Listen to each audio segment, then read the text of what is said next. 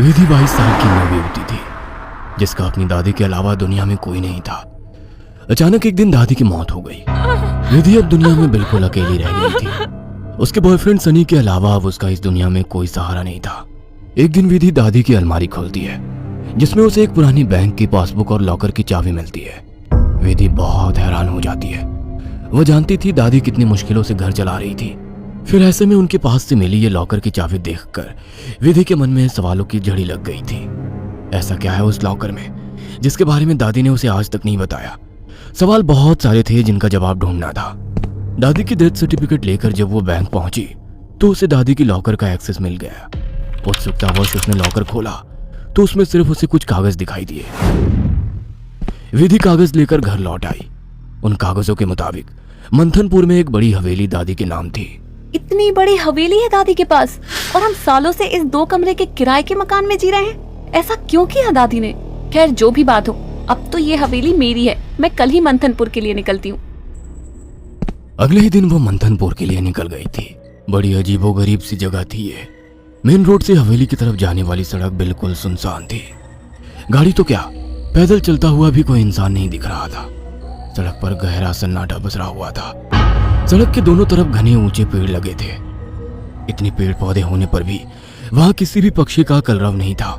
कोई जानवर नहीं। धीरे धीरे अंधेरा हो रहा था। सड़क किनारे लगे घने पेड़ अब जंगल की तरह दिखाई पड़ रहे थे। सड़क पर फैली खामोशी अब विधि को डरा रही थी। कुछ ही देर में वो पैदल चलते हुए हवेली तक पहुंच गई थी। हवेली काफी पुरानी दिखाई पड़ रही थी।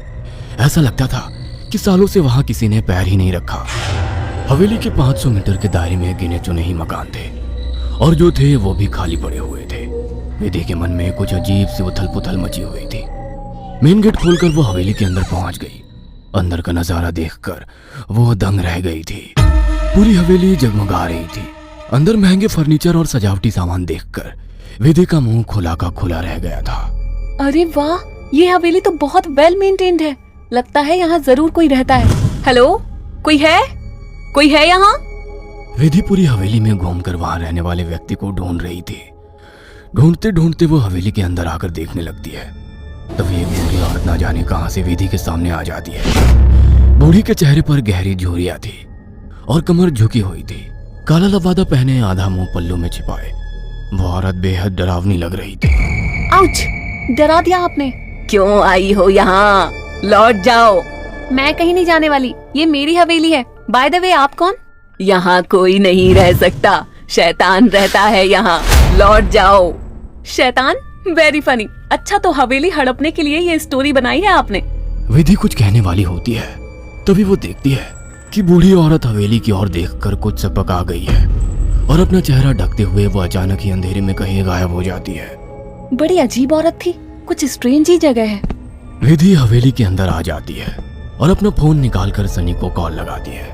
हेलो सनी, तुम विश्वास नहीं करोगे, ये हवेली तो हमारी सोच से भी ज्यादा खूबसूरत है। तुम बस जल्दी यहाँ आ जाओ। हाँ, मैं आज रात को ही निकलता हूँ। सुबह मिलते हैं, बाय। अगले दिन सुबह सनी भी हवेली पहुंच गया था। अरे यार, कहाँ फंसा दिया विधि ने। अंदर जाने तक का रास्ता नहीं है। हर तरफ झाड़ियाँ, पेड़ पौधे। ऊपर से मुझे कहा कि मेरी सोच से भी ज्यादा खूबसूरत है हवेली माय फॉल्ट। सनी बड़बड़ाता हुआ मेन गेट से अंदर जा रहा था। बाहर का कंपाउंड क्रॉस करने के बाद अब वो दरवाजे के सामने था। उसके नॉक करने से पहले ही दरवाजा खुद ब खुद खुल गया। सनी हैरान रह गया था। अंदर पहुंचकर उसने देखा हॉल में कोई भी नहीं है। विधि को पुकारते हुए वो अंदर बेडरूम की ओर बढ़ गया। बेडरूम के अंदर का नजारा देखकर सनी ने दांतों तले उंगलियां दबा ली। विधि अंदर बेड पर बैठी हुई थी। उसके लंबे बाल खुले हुए थे और उसके चेहरे को ढके हुए थे। बालों के बीच से उसकी लाल खून आंखें दिखाई पड़ रही थी। दोनों हाथ और पैरों की मदद से वो बेड पर ऐसे बैठी हुई थी मानो कोई जानवर हो। उसकी खूबसूरती गुलाबी त्वचा जगह जगह से कटी थी और सफेद पड़ गई थी। विधि को देखकर सनी जोर से चिल्लाया, विधि, ये क्या हो गया तुम्हें?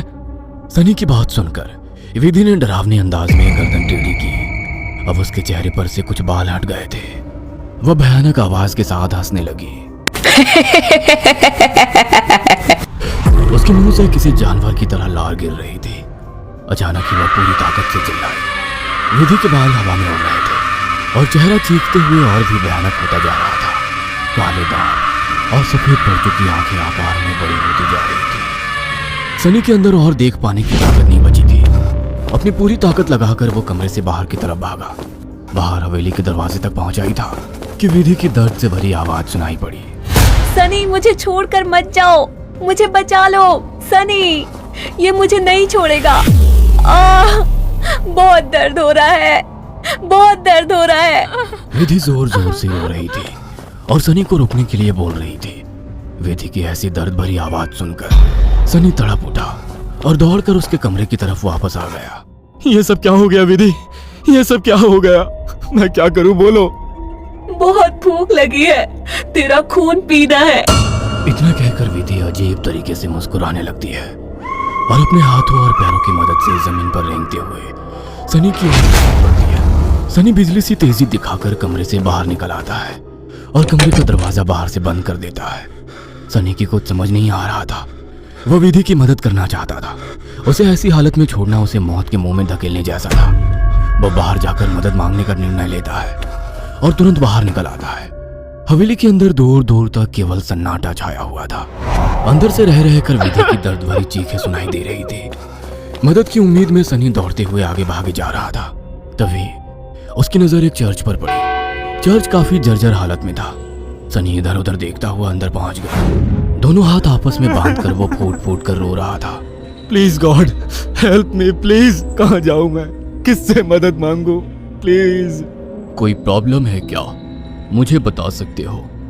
फादर की बात सुनकर सनी सारी बातें फादर को बता देता है। परेशान मत हो डियर, मैं तुम्हें हॉली वाटर दे रहा हूँ, जाकर अपनी गर्लफ्रेंड के ऊपर छिड़क देना। God bless. Sunny holy water लेकर हवेली लौट आया था। उसने विधि के रूम का दरवाजा खोला तो वो दीवारों पर चल रही थी। उसके मुंह से खून बह रहा था और वो जोर जोर से हंस रही थी। दरवाजा खुला देख उसने टेढ़ी सी नजर से सनी को देखा और दीवार से नीचे कूदकर उसकी ओर बढ़ने लगी। सही समय पर सनी ने हॉलिव के ऊपर छिड़क दिया। एक जोरदार चीख के साथ दूर जा गिरी और एक काला सा साया कमरे से बाहर की तरफ जाता हुआ दिखाई दिया। विधि, वो चला गया। तुम ठीक हो? हाँ, वो चला गया, लेकिन अब वो अकेला नहीं आएगा। वो बुढ़िया सही कहती थी, ये घर नहीं शैतान का बसेरा है। यहाँ एक नहीं 5 शैतानी ताकत है। जल्दी चलो विधि, हम यहाँ से दूर निकल जाएंगे। सनी विधि को सहारा देकर ले जाने लगता है। तभी विधि की आंखें पलट जाती है और वो सनी को दूर धकेल देती है। सनी जाकर दीवार में टकरा जाता है। तभी फादर वहां आ जाते हैं। मैं जानता था यहाँ एक नहीं बल्कि कई शैतान है जो तुम्हें नुकसान पहुंचाने की कोशिश जरूर करेंगे। तुम्हारी दोस्त पोजेस्ड है, यह आसानी से उसका शरीर नहीं छोड़ेंगे। मुझे ही कुछ करना होगा। फादर हॉली वाटर को विधि पर छिड़कते हैं जिससे कुछ पल के लिए शैतान कमजोर हो जाता है। उसी समय वे दोनों उसे बेड से बांध देते हैं। उसके बाद फादर प्रेयर बोलने लगते हैं और वाटर की कुछ बूंदें उसके ऊपर गिराने लगते हैं।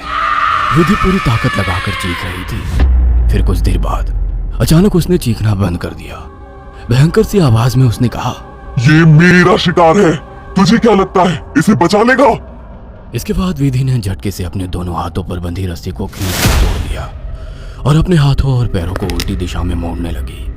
कट कट की आवाज के साथ उसकी हड्डियों के टूटने की आवाज आ रही थी। विधि की दिल को चीरती चीखों को सुनकर सनी की आंखों से भी आंसू बह रहे थे। फादर ने वाटर छिड़कते हुए विधि के चारों ओर एक गोला बना दिया। अब वो उस गोले से बाहर नहीं आ पा रही थी।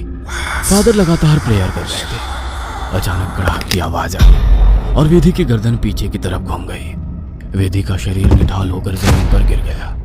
सनी पागलों की तरह विधि विधि चिल्ला रहा था। फादर के लिए इस समय सनी की जान बचाना जरूरी था, इसलिए वे उसे घसीटते हुए हवेली से बाहर ले आए और दरवाजे पर वाटर छिड़क कर वहां से बाहर आ गए। सनी अभी भी जमीन पर सिर टिकाकर फूट फूट कर रो रहा था और फादर की आंखों में विधि को ना बचा पाने की तकलीफ साफ दिखाई दे रही थी।